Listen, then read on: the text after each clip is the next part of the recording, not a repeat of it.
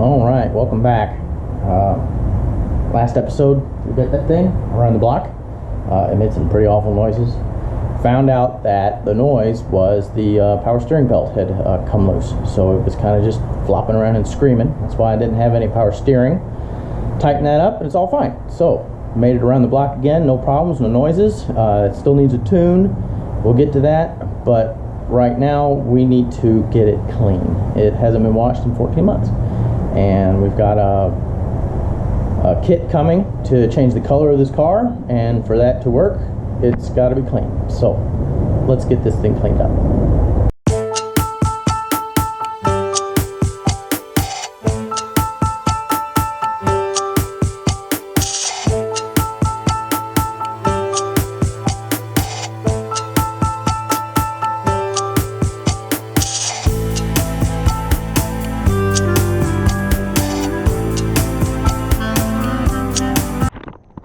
Okay, so we washed it.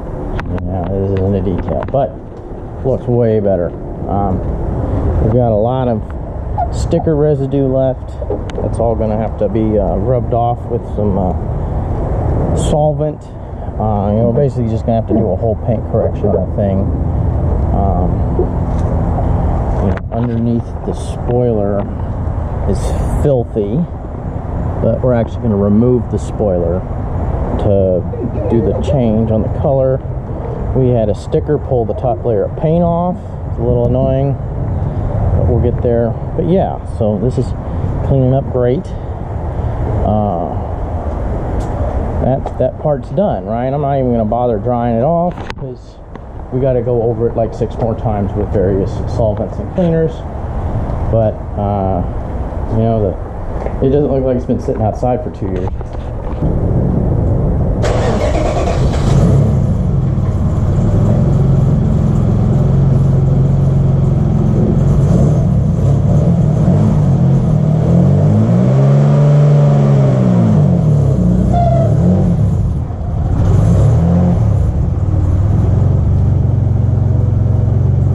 Several days later.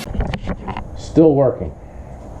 We've been probably another week has gone by, and we're still working on this. And it's 2 problems: leaks and ignition. So it runs and idles fine when it's cold. Once it gets warms up, it starts missing. We don't know why. Working on figuring it out. We've replaced the ignition module. We've replaced the coil. Both of the old ones, when they came out, they tested okay on the bench, so we're going to keep those as spares. They probably weren't the problem. We did mess with some of the wiring and made it better, and so I'm thinking we may need to we may have a wire that looks okay but it was damaged in the fire. I'm going to replace, so we got to figure that out. But the leaks get any distance, you get half a mile down the street in this thing and it starts smoking, and it was because of oil leaking. Originally we had loose valve covers and we tightened those up and that leak stopped, but we're still getting a leak. We still have a pretty significant drip off the bottom of the oil pan. It wasn't the oil pan gasket, it wasn't coming out of the front or rear main seals. It just seemed to be materializing. And so finally I got it up in the air on the quick jacks, and I crawled under it while it was idling and started looking for the oil. And what we found, let's walk around here so I can reach it.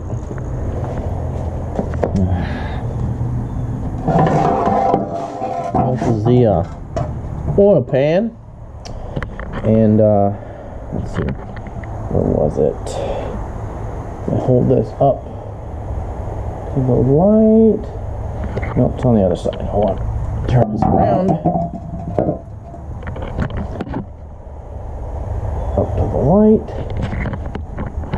See that little pinhole.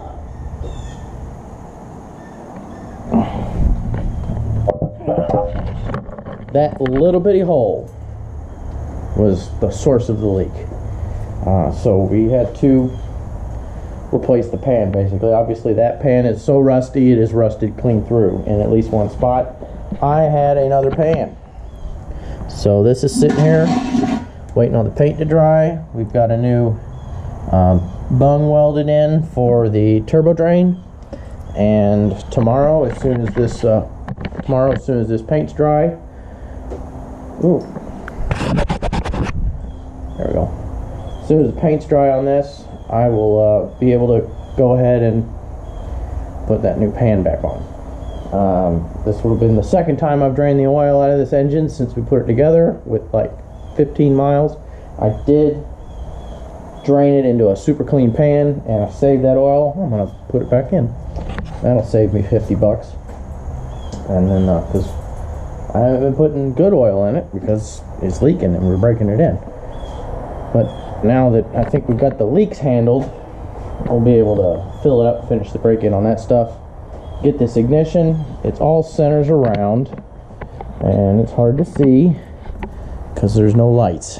Anyway, I'm using an HEI module to run the ignition, and I kind of cleverly did it. I modified the module inside the distributor. These things have the ignition module and the coil integrated into the distributor, which makes for an easy to assemble compact design, but the distributor's like $260. So I cut the bad MOSFET transistor out of this one, soldered some leads on, and run over to a GM HEI.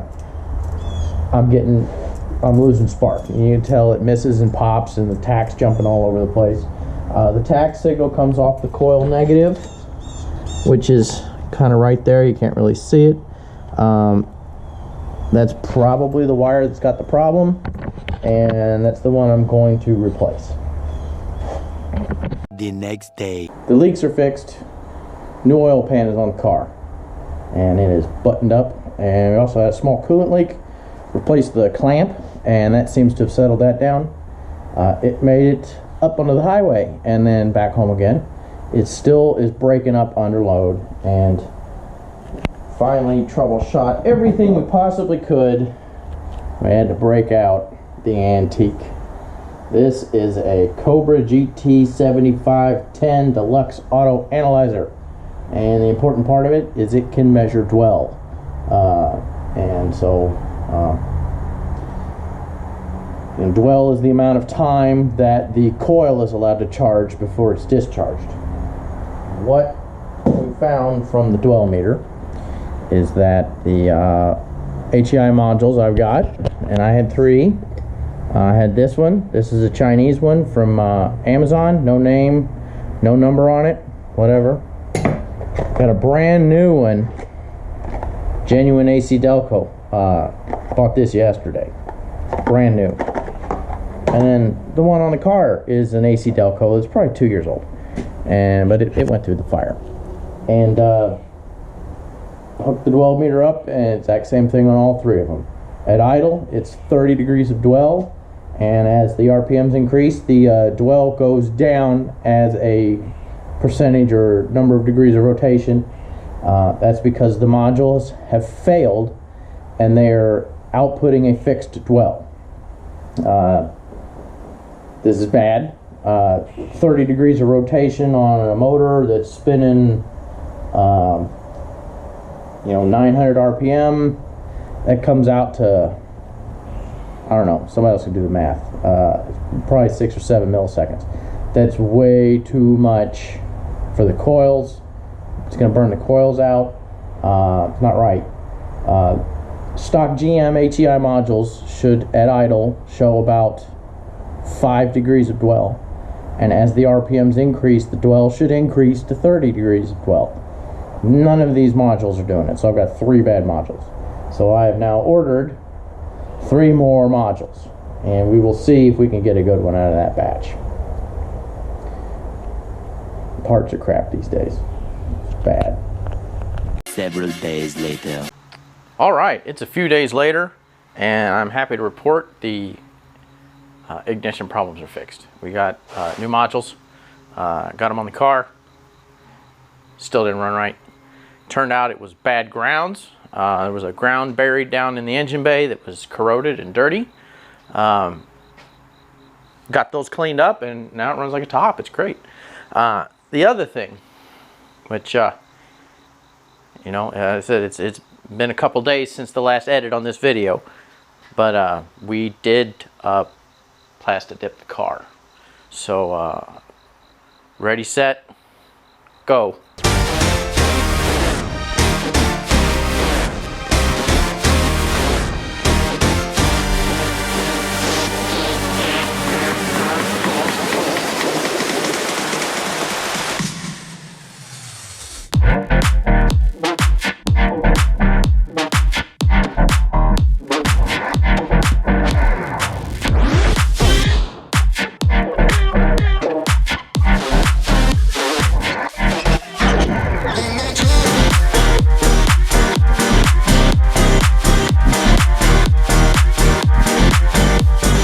Alright, yes, so we did Plasti-Dip it. It's the Persian Blue. I think it's beautiful. The color's been well received. We did make it to Cars and Coffee. There was a great assortment of cars there today. I mean, it was nice. It was busy. It was well attended. We had a Countach and a Ferrari Dino parked right next to each other. So there's like $1 million in cars just sitting in a parking lot. Lots of other Ferraris. A couple Rolls Royces. Some McLaren. One McLaren. 6 Mercury Marauders. And you don't see 6 Mercury Marauders anywhere. So you never saw 6 at one place when they were new at a dealership. You might see 1. So that was kind of neat. There was a crazy PT Cruiser there that had a rear-wheel drive conversion and a Hemi in it. It was a little nuts. So back to this guy. The ground that was the problem is way down in there. You can't even see it because it's way down in there. We got that cleaned up. We did have a fan come loose. These spade connectors are not adequate. I'm gonna get some Metra packs and replace that with something that locks. But it runs. It made it to and from captain's quarters. When the fan's running, the water temp's under 200, which is where it should be. The oil leak at the cap here.